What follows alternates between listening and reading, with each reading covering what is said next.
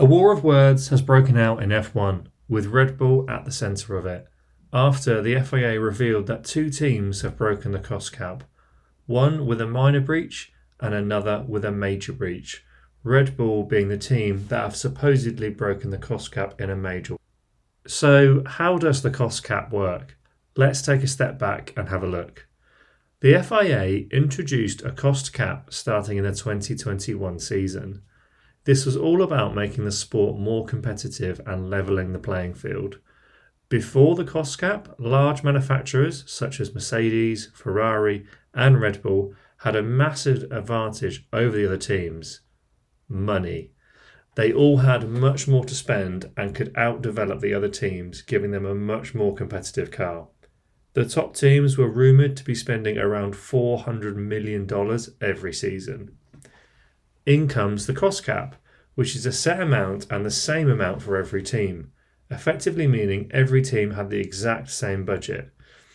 This meant that teams had to be more efficient and were no longer able to just throw money at their problems. Now that's covered, let's look at the difference between a minor and a major breach. In 2022, the teams have a budget of $140 million to spend.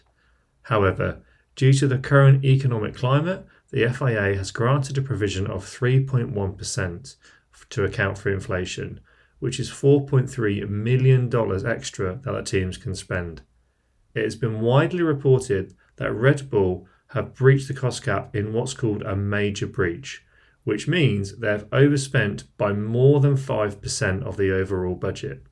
It's rumoured they have actually spent an additional $10 million more than the budget, a significant amount. So what are the implications for Red Bull? When the cost cap was announced by F1's Ross Brawn, he stated, "This has teeth. If you fraudulently break the financial regulations, you will be losing your championship."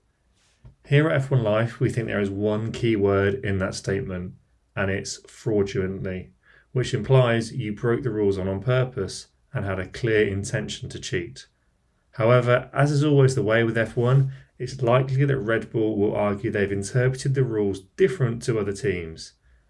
Naturally, there have been plenty of comments by the top teams, with Christian Horner saying that we made the submission in March and we stand 100% behind it, that we are behind the cap.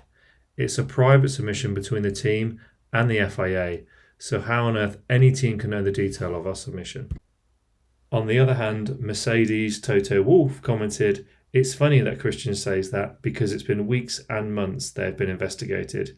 Maybe he doesn't speak to his CFO. The rumour mill has been going for a while that they've been investigated and it's over quite a lot." Currently, the FIA are still investigating this issue and yet to make a comment. So as soon as we know more, we'll be sure to let you know. In the meantime, it would be awesome if you would consider subscribing to the channel and liking this video. Thanks so much for listening, and we'll see you next time.